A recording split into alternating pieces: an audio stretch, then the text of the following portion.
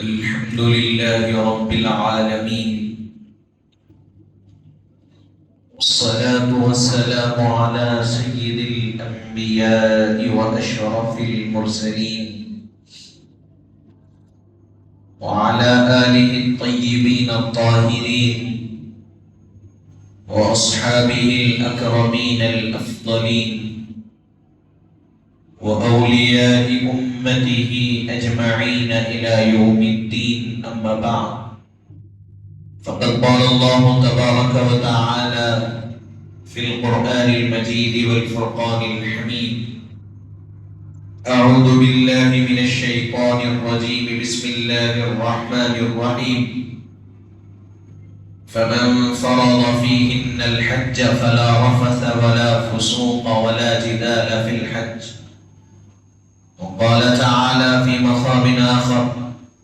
ولله على الناس حج البيت من استطاع إليه سبيلا.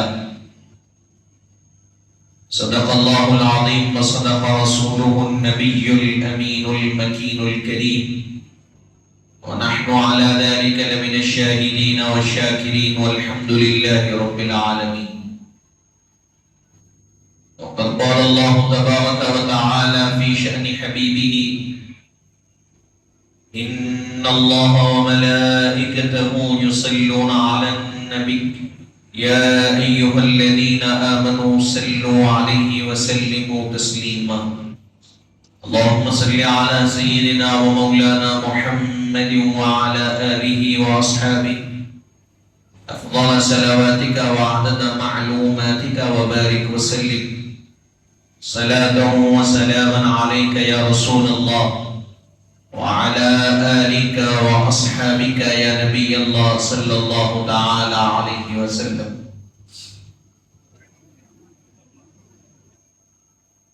حاضرین و سامعین اکرام،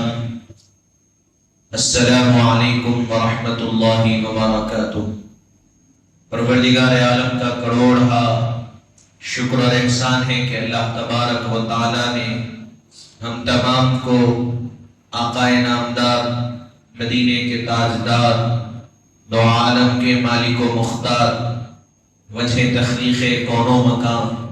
حضور سیدنا محمد مصطفیٰ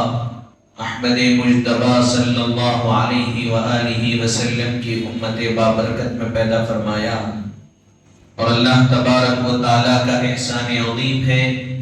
کہ اس نے اس پرفتن اور پرآشوب دور میں سواد اعظم اہل السنہ والجماعہ کے عقائد سے وابستہ فرمایا ہے۔ بارگاہ الہی میں جمع ہے اور دعا گو ہے کہ مولا تعالی ہم کو اور ہماری آنے والی نسلوں کو تا صبح قیامت اہل سنت والجماعت کے عقائد پر قائم و دائم فرمائے۔ حاضرین محترم، ماہ ذوالقعدہ کا مہینہ چل رہا ہے، اور اس مہینے کے بعد جو مہینہ آنے والا ہے ماہ ذوالحج کا مہینہ ہے، اور ذوالقعدہ کے مہینے سے ہم جو چیز دیکھتے ہوئے آتے ہیں وہ یہ ہے کہ عازمین حج اللہ تبارک و تعالی کے گھر کی زیارت اور حج کے فرائض اور اس کے احکامات اور واجبات کو ادا کرنے کے لیے خانہ کعبہ کی طرف زاد سفر باندھتے ہیں، اور دنیا کے کونے کونے گوشے گوشے سے مسلمان خانہ کعبہ کی طرف آتے ہیں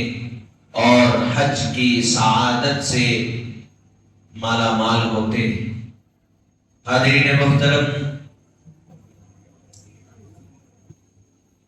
اللہ تبارک و تعالی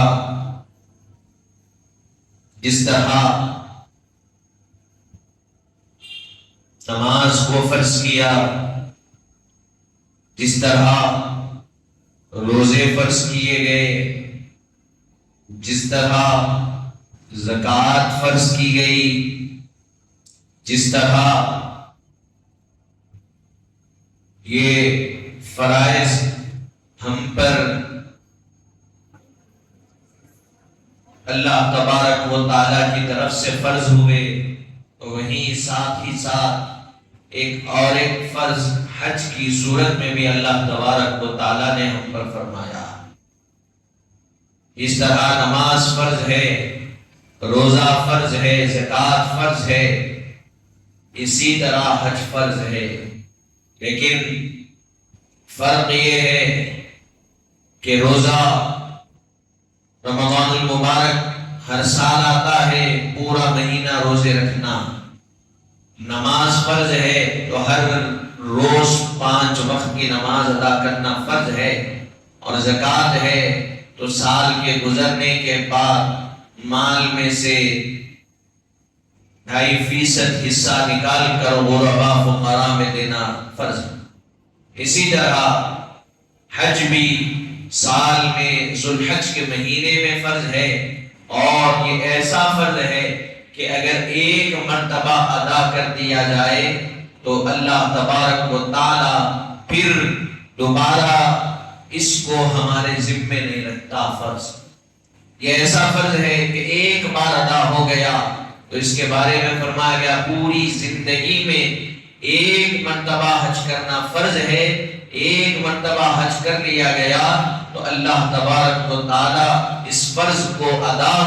ہو جاتا ہے۔ اللہ تعالیٰ اس کو اگر قبول کر لے، پھر اس کے بعد جو کچھ جتنے حج کیے جائیں گے اس کو نفل میں شمار کیا جائے۔ تو حاضرین محترم، آپ اور ہم دیکھ رہے ہیں کہ عازمین حج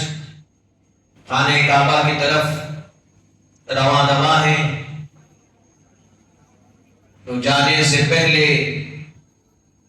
یا اللہ تبارک و تعالی جس کسی کے حق میں سعادت لکھتا ہے، ان سب کو یہ چاہیے کہ وہ خانہ کعبہ کو حج پر جانے سے پہلے اس کے احکامات سے واقفیت ضرور کریں۔ وہاں پر جانے کے بعد کون کون سی چیزیں ہم کو کرنا ہے اور کن کن چیزوں سے ہم کو بچنا۔ ممنوعات احرام، مکروہات احرام اور مباحات احرام کا ہم کو علم ہونا چاہیے، یعنی وہ کون سی چیزیں ہیں جن کا حالت احرام میں کرنا منع ہے، ممنوعات احرام کہلاتی، وہ کون سی چیزیں ہیں جن کا حالت احرام میں کرنا مکروہ ہے، وہ مکروہات احرام کہلاتی ہے، اور وہ کون سی چیزیں ہیں جن کا کرنا جائز ہے، وہ مباحات احرام ہے۔ عزیزان محترم، خانہ کعبہ کے اطراف طواف لگانا، عرفات میں ٹھہرنا اور طواف زیارت کرنا، یہ ساری چیزیں اللہ تعالیٰ نے سب سے پہلے حضرت آدم علیہ السلام پر فرض کی۔ اس کائنات میں سب سے پہلی شخصیت وہ ہے جو حج کی کے ارکان اور حج سے اللہ تعالیٰ نے جن کی ذات مبارکہ کو مستفیض فرمایا، وہ حضرت سیدنا آدم علیہ السلام کی ذات مبارکہ۔ اس کے بعد خانہ کعبہ کی تعمیر آپ نے فرمائی، جس قدر اس وقت ہو سکتا تھا وہ تعمیر کیا گیا، اور وہ خانہ کعبہ اس مقام پر بنا ہوا ہے، ارشاد فرمایا جاتا ہے کہ جتنی زمین ہے، زمین کے درمیان میں خانہ کعبہ کو بنایا، اور خانہ کعبہ اس جگہ پر بنا ہوا ہے جہاں آج آپ اور ہم خانہ کعبہ کو دیکھتے ہیں۔ ارشاد فرمایا گیا کہ اسی کے اوپر 7 آسمانوں کے اوپر اللہ تعالیٰ نے بیت المعمور بنایا ہے، وہ بیت المعمور کے بالکل نیچے خانہ کعبہ بنایا گیا۔ حاضرین محترم، خانہ کعبہ ایک بڑی ادب والی جگہ، احترام والا مقام اور پوری مسلمانوں کی کمیونٹی کا قبلہ خانہ کعبہ۔ حاضرین محترم، حضرت آدم علیہ السلام بنائے، حج کیا، اور پھر اس کے بعد حضرت نوح علیہ السلام کے زمانے میں طوفان آیا۔ طوفان نوح میں اس کی عمارت کے کچھ حصے بہ گئے۔ پھر حضرت ابراہیم علیہ السلام کو حکم دیا گیا کہ خانہ کعبہ کی تعمیر کی جائے۔ پہلے بارے میں سورہ بقرہ میں آپ اس کے بارے میں سنتے ہیں، وَإِذِ ابْتَلَىٰ إِبْرَاهِيمَ رَبُّهُ بِكَلِمَاتٍ فَأَتَمَّهُنَّ، وہاں پر پوری تفصیل سے فرمایا گیا کہ خانہ کعبہ کو بنایا کی تعمیر کا حکم دیا گیا۔ پھر اس میں کس لیے خانہ کعبہ کی تعمیر کی جا رہی ہے، بیتی للطائفین والعاکفین والرکع السجود، اس لیے کہ خانہ کعبہ کو اس لیے بنایا گیا وہاں پر طواف کرنے والے آئیں گے، والعاکفین اور معتکف حضرات رہیں گے، والرکع السجود رکوع اور سجود کرنے والے ہوں گے۔ بہرحال حضرت ابراہیم علیہ السلام نے خانہ کعبہ کی تعمیر فرمائی۔ اس کے بارے میں احادیث مبارکہ میں ذکر آتا کہ حضرت سیدنا ابراہیم علیہ السلام خانہ کعبہ کے سامنے ٹھہرتے، جس مقام کو مقام ابراہیم کہا جاتا ہے۔ آپ اور ہم آج جاتے ہیں تو دیکھتے ہیں، یا تصاویر میں بھی اس کو دیکھا جا سکتا۔ تو بہرحال حضرت ابراہیم علیہ السلام اس پر ٹھہرتے اور خانہ کعبہ کی تعمیر فرماتے جاتے، ایک ایک پتھر رکھتے جاتے، اس کی تعمیر کرتے جاتے۔ اور وہ پتھر کا کمال یہ تھا کہ آپ جب اس پر ٹھہرتے تو جتنی ضرورت ہوتی اس ضرورت کے حساب سے وہ اونچا ہو جاتا، اور پھر آپ کو جب نیچے آنا ہوتا تو وہ پتھر نیچے آ جاتا۔ بہرحال حضرت ابراہیم علیہ السلام نے خانہ کعبہ کی تعمیر مکمل کر لی۔ اس کے بعد اللہ تبارک و تعالیٰ نے ارشاد فرمایا کہ اے ابراہیم، لوگوں کو خانہ کعبہ کی طرف بلاؤ، ندا دو۔ حضرت ابراہیم علیہ السلام نے کہا کہ مولا، عرض کیا کہ مولا ٹھیک ہے، تیرا حکم ہے، میں ندا دوں گا، لیکن میری آواز کیسے لوگوں تک پہنچے گی؟ میری آواز کیسے لوگوں تک پہنچے گی؟ کیونکہ خانہ کعبہ بالکل پہاڑوں کے درمیان، صحرا جنگلوں کے درمیان۔ فرمایا کہ تیرا حکم ہے، میں آواز دوں گا، ندا دوں گا، لیکن میری آواز پہنچے گی کیسے؟ ارشاد فرمایا گیا کہ ابراہیم، آپ کا کام آواز لگانا ہے، آواز کو پہنچانا ہمارا کام۔ چنانچہ حضرت ابراہیم علیہ السلام خانہ کعبہ کے سامنے مقام ابراہیم پر ٹھہرے، اور وہ پتھر جس کو مقام ابراہیم کہا جاتا ہے، وہ پتھر اپنے مقام سے بلند ہوا، بلند ہوا، بلند ہوا، اتنا بلند ہوا کہ کتابوں اور روایتوں میں فرمایا گیا کہ مکے کے اطراف جتنے پہاڑ تھے وہ سارے کے سارے پہاڑ اس پتھر سے چھوٹے نظر آنے لگے، اتنا بلند وہ پتھر ہوا۔ اور حضرت ابراہیم علیہ السلام نے ندا، حضرت ابراہیم علیہ السلام نے اللہ تعالیٰ سے عرض کیا کہ مولا، میں تیرے بندوں کو ندا دوں تو کس طریقے سے ندا دوں؟ ارشاد فرمایا گیا کتب علیکم الحج،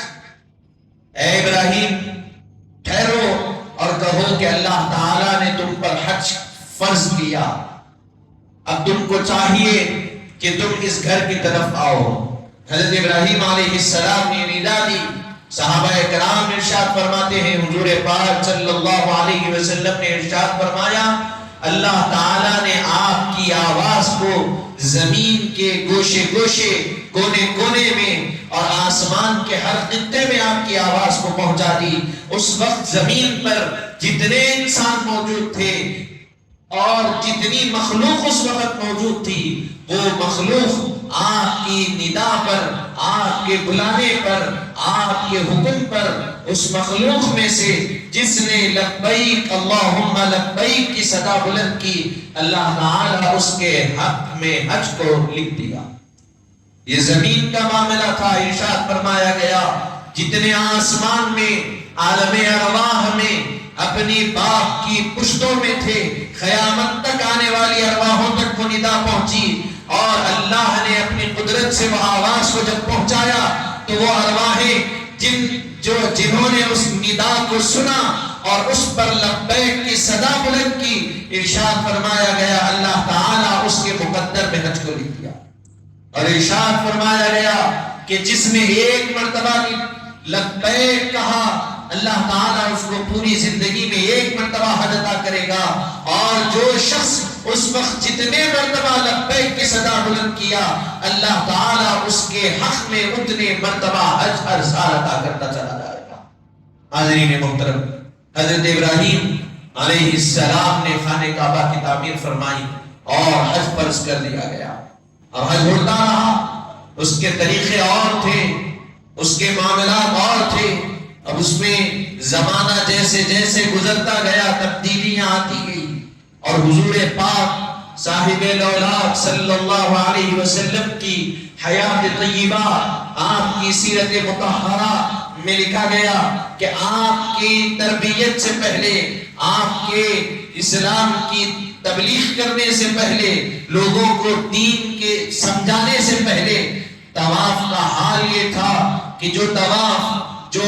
حضرت ابراہیم علیہ السلام کے دور سے فرض کیا گیا تھا سارے طریقے لوگوں کو معلوم تھے، لیکن حضور کا دور آتے آتے شیطان نے اس میں اتنی تبدیلیاں کر دی کہ حضور کے دور مبارکہ تک لوگوں کو دیکھا گیا کہ وہ برہانہ خانہ کعبہ کا طواف کرتے، جسم سے کپڑے اتار کر۔ حضور کی سیرت مبارکہ مطہرہ میں لکھا گیا کہ جسم سے کپڑے اتار دیتے اور خانہ کعبہ کی اطراف چکر لگاتے، یعنی اس کی اہمیت اتنی باقی رہ گئی تھی، لیکن آقا کریم صلی اللہ علیہ وسلم کی جلوہ گری، آپ کے قدماء مبارکہ کی برکت سے اللہ تعالیٰ نے اس کو عزتیں عطا کی اور خانہ کعبہ کے مقام اور مرتبے کو دنیا کے سامنے ظاہر فرمایا، اور ارشاد فرمایا لا اقسم بهذا البلد وانت حل بهذا البلد ووالد وما ولد۔ اے حبیب صلی اللہ علیہ وسلم، آپ جس شہر مکہ میں رہتے ہیں اس کی قسم، یہ قسم جو کھائی کس لیے کھائی؟ آقا کریم علیہ السلام کے قدماء مبارکہ کی برکت سے خانہ کعبہ کو اتنا پاک صاف طیب و طاہر مطہر کر دیا گیا کہ اللہ تعالیٰ نے اس کی قسم کھائی اور ارشاد فرمایا حبیب اس خانہ کعبہ کی قسم کھانے کی وجہ یہ نہیں ہے کہ یہ خانہ کعبہ ہے، قسم کھانے کی وجہ یہ نہیں ہے یہ بیت اللہ ہے، قسم کھانے کی وجہ یہ ہے کہ حبیب آپ خانہ کعبہ میں پیدا ہوئے، اسی لیے اس کی قسم کھا رہا۔ حاضرین محترم، زمانہ حضور پاک کے دور مبارکہ، پھر قرآن مجید کے ذریعے سے اللہ تعالیٰ نے حکم فرمایا فَمَنْ فَرَضَ فِيهِنَّ الْحَجَّ فَلَا رَفَثَ وَلَا فُسُوقَ وَلَا جِدَالَ فِي الْحَجِّ وَلِلَّهِ عَلَى النَّاسِ حِجُّ الْبَيْتِ مَنِ اسْتَطَاعَ إِلَيْهِ سَبِيلًا۔ ارشاد فرمایا گیا کہ جو لوگ حج کرنے کی استطاعت رکھیں ان پر حج فرض ہے، اور فرمایا گیا کہ حج کا احرام مان لینے کے بعد، حج میں آپ کی نیت کر لینے کے بعد فرمایا گیا فَمَنْ فَرَضَ فِيهِنَّ الْحَجَّ فَلَا رَفَثَ وَلَا فُسُوقَ وَلَا جِدَالَ فِي الْحَجِّ۔ حج فرض ہو گیا، احرام مان لیے تو نہ کوئی بے حیائی کی گفتگو کر سکتے ہیں، نہ فسق و فجور کر سکتے ہیں، نہ کسی کو تکلیف دے سکتے ہیں۔ اب ساری چیزوں سے اللہ تبارک و تعالی کی رضا اور اس کی خوشنودی کے خاطر دور ہو جانا پڑتا۔ حاضرین محترم، یہ جو حج رکھا گیا اس کی وجہ کیا ہے؟ ارشاد فرمایا گیا کہ اللہ تبارک و تعالی اس کے ذریعے سے ظاہر اور باطن دونوں کو سنوارتا۔ حج کو جب جاتے ہیں تو علماء کرام فرماتے ہیں جو عازمین حج ہے، حج کو جانے والے ہیں، ان کو چاہیے کہ وہ حج کو اس لیے نہ جائے کہ ان کو حاجی کہا جائے گا، اس لیے نہ جائے لوگوں کے درمیان میں ان کی عزت ہوگی، ان کا احترام ہوگا، ان کا مقام بڑھے گا، بلکہ حج کو جائیں تو اللہ اور اس کے رسول کی خوشنودی کے لیے اور خالص رضا الہی کے لیے حج کو جائیں۔ ارشاد فرمایا گیا کہ جو رضا الہی اور خوشنودی الہی کے لیے حج کرتا ہے اور جس کی نیت پاک ہوتی ہے، صاف ہوتی ہے، اللہ تبارک و تعالیٰ اس کے حج کو قبول بھی فرماتا ہے۔ اور حدیث مبارکہ کے الفاظ ہے، حضور پاک صلی اللہ علیہ وسلم نے ارشاد فرمایا کہ جو بندہ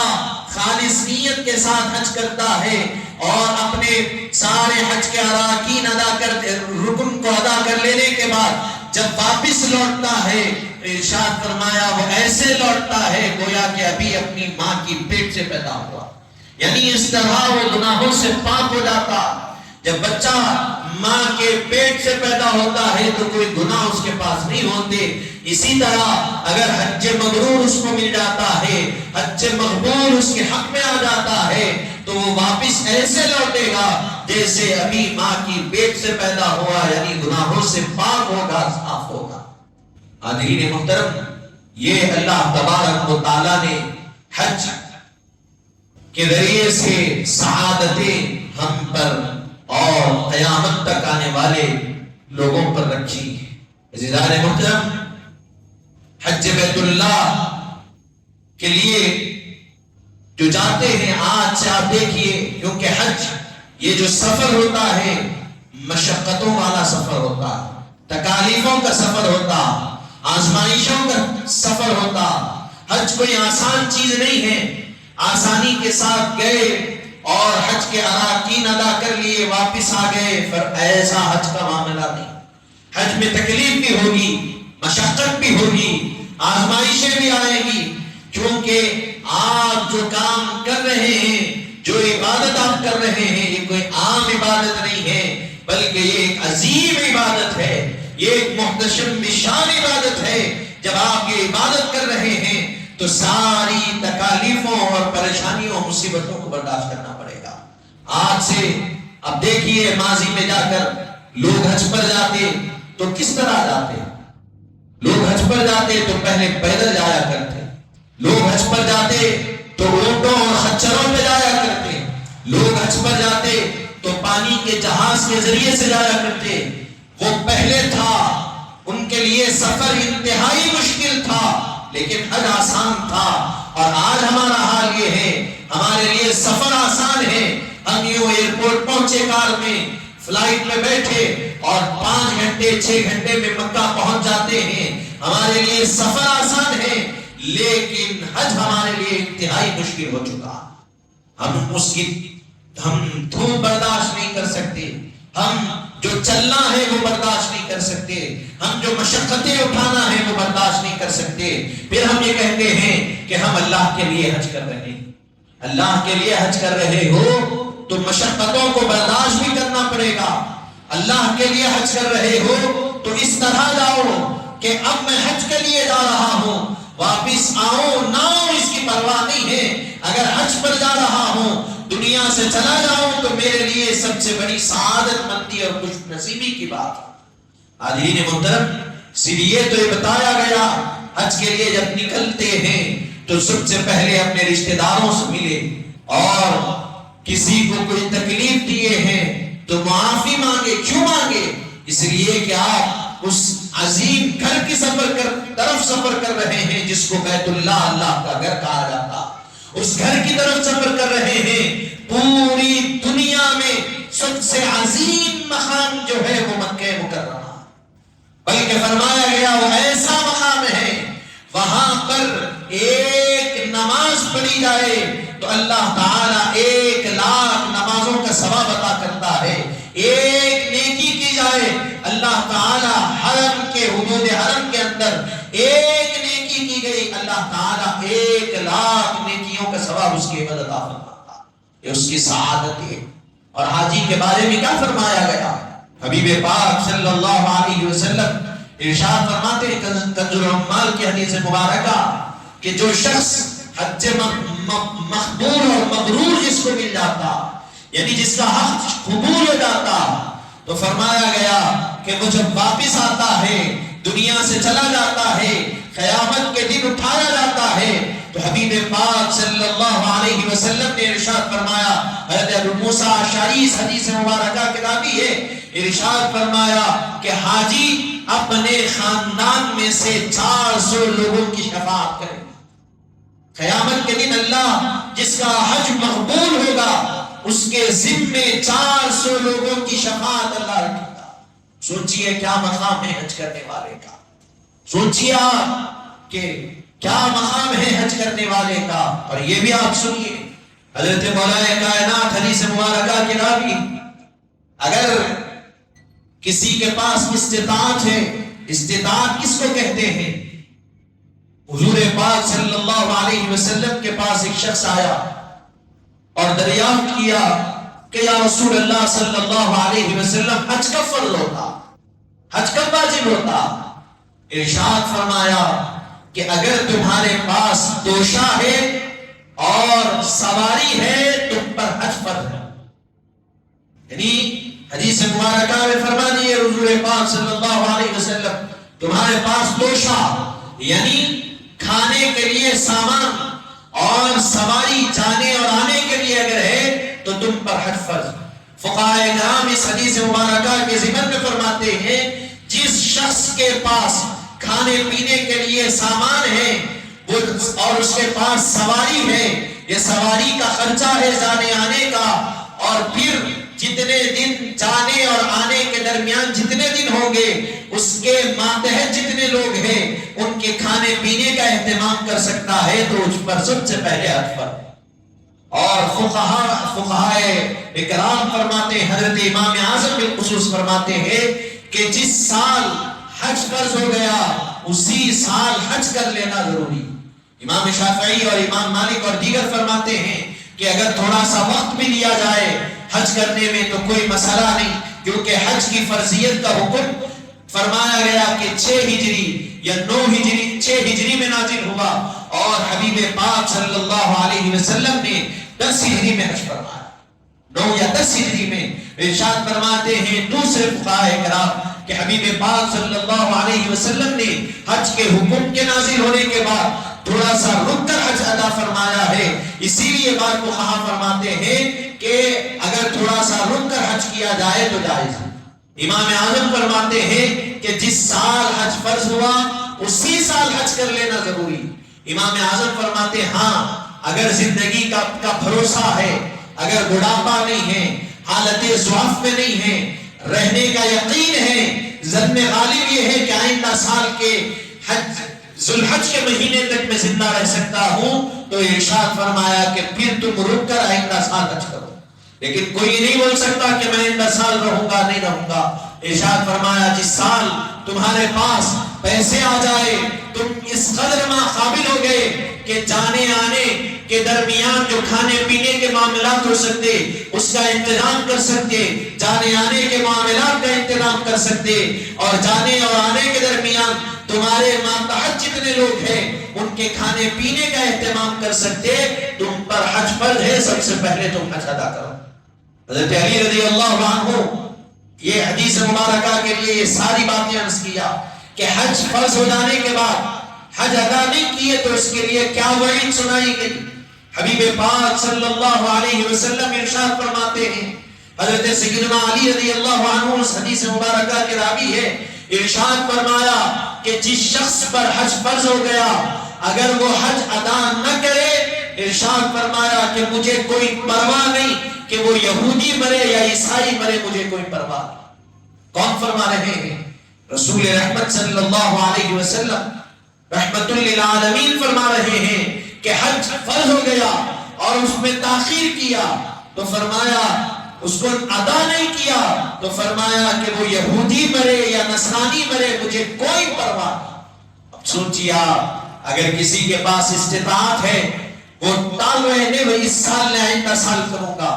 ایسا نہیں ویسا کروں گا، گرمی بہت ہے، وہ بہت ہے، یہ بہت ہے، اگر ایسا کریں گے تو پھر اگر ایسی حالت میں دنیا سے چلے جائیں گے تو ارشاد فرمایا گیا حج کے فرض ہو جانے کے بعد فقہا فرماتے ہیں کوئی بغیر حج ادا کیے اگر دنیا سے چلے گیا تو وہ فاسق بن کر دنیا سے چلا گیا۔ حاضرین محترم، حج فرض ہو گیا، سب سے پہلے ادا کر لینا، سب سے پہلے یہ ہمارا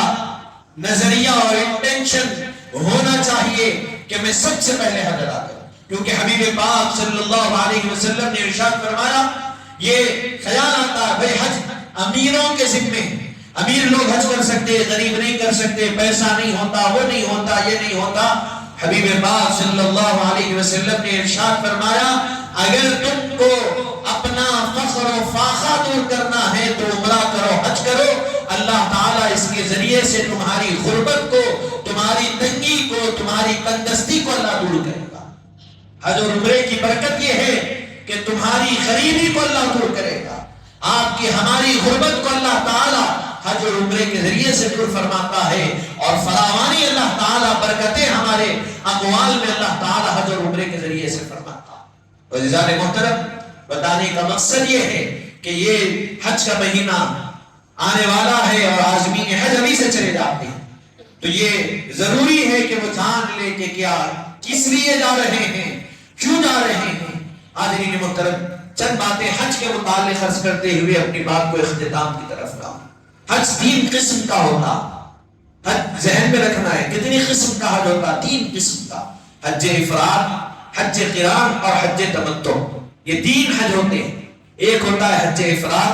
دوسرا حج قران اور تیسرا حج تمتع۔ حج افراد وہ کون لوگ کرتے ہیں؟ تو فقہائے کرام فرماتے ہیں حج افراد وہ لوگ کرتے ہیں جو حدود میقات حرم کی جو میقات ہے اس کے اندر جو لوگ رہتے ہیں، جو مکی ہے، وہ حج افراد کرتے ہیں۔ حج قران اور حج تمتع یہ 2 حج آفاقی کرتے ہیں، یعنی میقات کے باہر سے جو لوگ آتے ہیں وہ حج قران کرتے ہیں یا حج تمتع کرتے ہیں۔ حج قران کیا ہے؟ فرمایا گیا حج قران اس کو کہتے ہیں کہ میقات پہ پہنچے اور نیت کیے، کس کی؟ حج اور عمرے دونوں کی نیت کیے ایک ہی احرام کے ساتھ، تو وہ شخص خانہ کعبہ کو پہنچے گا، عمرہ کر لے گا، کیونکہ بالکل حج کے ایام میں کوئی خانہ کعبہ نہیں جاتا، پہلے چلے جاتے ہیں، عمرہ کر لیے، حج قران کی نیت کیے، خانہ کعبہ پہنچے، عمرہ کر لیے، احرام میں رہنا، بال بھی نہیں کٹانا، کچھ بھی نہیں، احرام میں ہی پھر حج کے ایام کا انتظار کرنا، جب حج کے ایام آ جاتے ہیں پھر حج ادا کر لیے، اس کے بعد بال کٹائے اور حج کی احرام کی پابندیوں سے دور ہو گئے۔ پھر حج تمتع کیا ہے؟ ارشاد فقہا فرماتے ہیں حج تمتع کہتے ہیں ایک ہی احرام میں عمرے کی اور حج کی نیت لیکن حج کر عمرہ کر لینے کے بعد خانہ کعبہ پہنچے، عمرہ کر لیے، احرام کی پابندیوں سے دور ہو گئے، حلق کرا لیے احرام کی پابندیوں سے دور، پھر جب حج کے ایام آئے پھر احرام پہنے، پھر حج کے معاملات ادا کیے، یہ حج تمتع۔ اور جتنے افراد دور دراز سے آتے ہیں،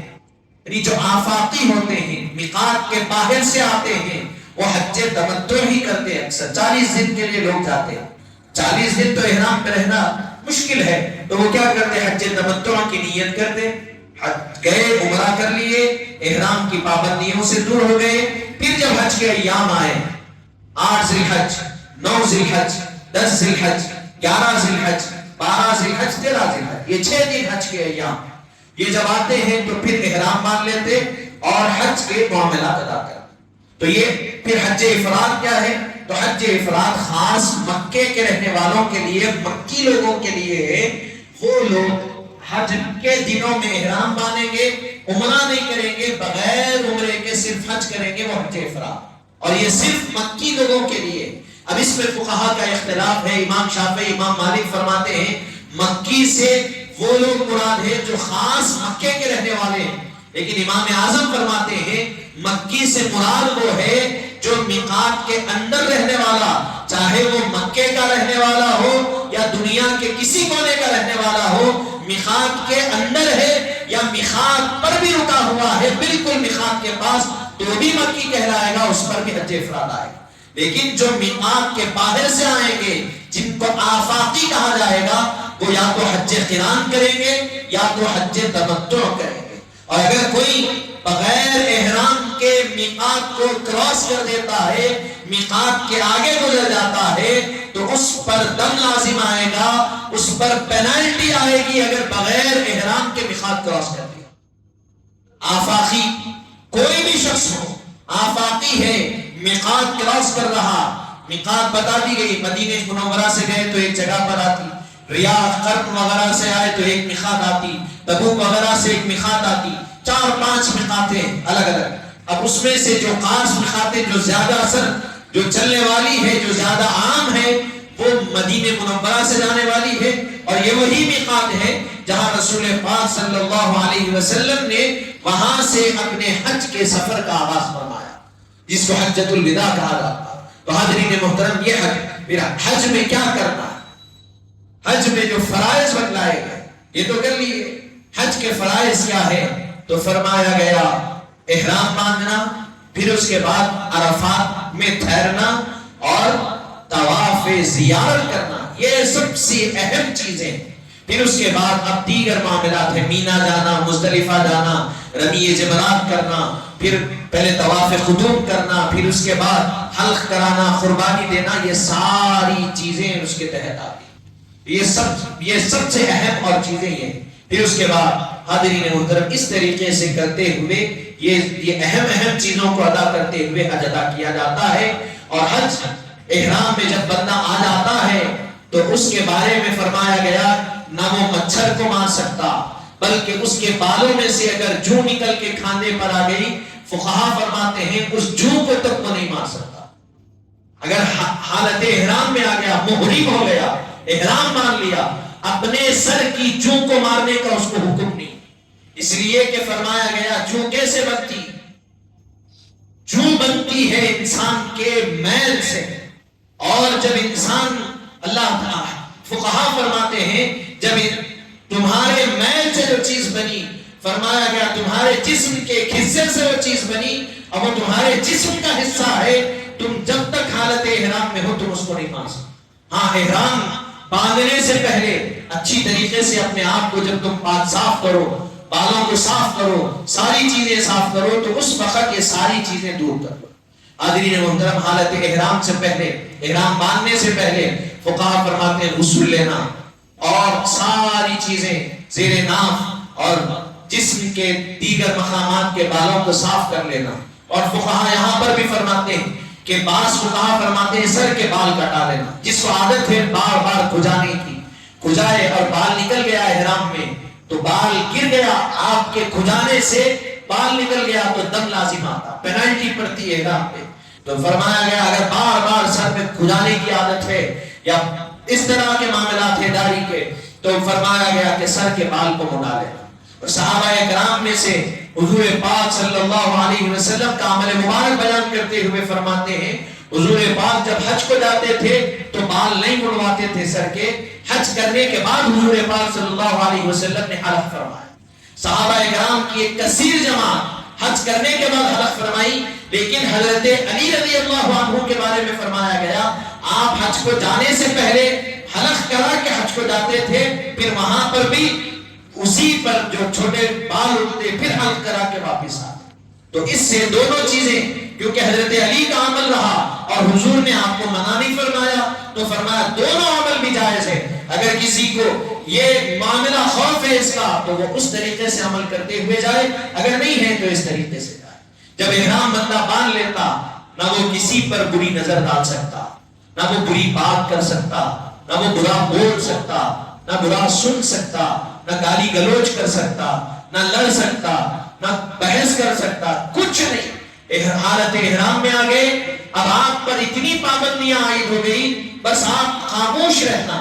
فرمایا گیا کہ اگر کچھ پریشانی بھی آ گئی،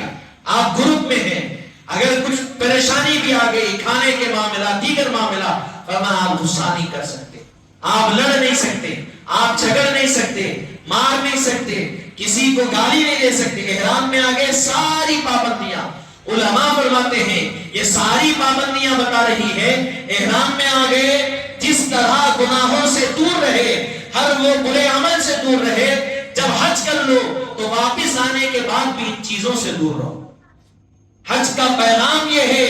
اللہ تعالیٰ اس کے ذریعے سے تربیت فرما رہا ہے کہ جس طرح حالت احرام میں تم اپنے نگاہوں کی حفاظت کیے، اپنی زبان کو محفوظ رکھے، اپنے کانوں کو محفوظ رکھے اور اپنے ہاتھوں کو محفوظ رکھے، اسی طریقے سے اب حج کر لینے کے بعد پوری زندگی انہی چیزوں سے محفوظ رہتا ہو۔ حاضرین محترم، یہ حج کا پیغام، حاضرین محترم، یہ چند باتیں آپ کے سامنے رکھنی تھی. اپنی بات کو یہی تمام کرتے ہوئے دعا کرتا ہوں انشاءاللہ تعالی آئندہ جمعہ ہم مدینہ منورہ کے فضائل پہ سماعت کریں گے، کیونکہ حج کرنے کے بعد حبیب پاک صاحب دولات صلی اللہ علیہ وسلم کی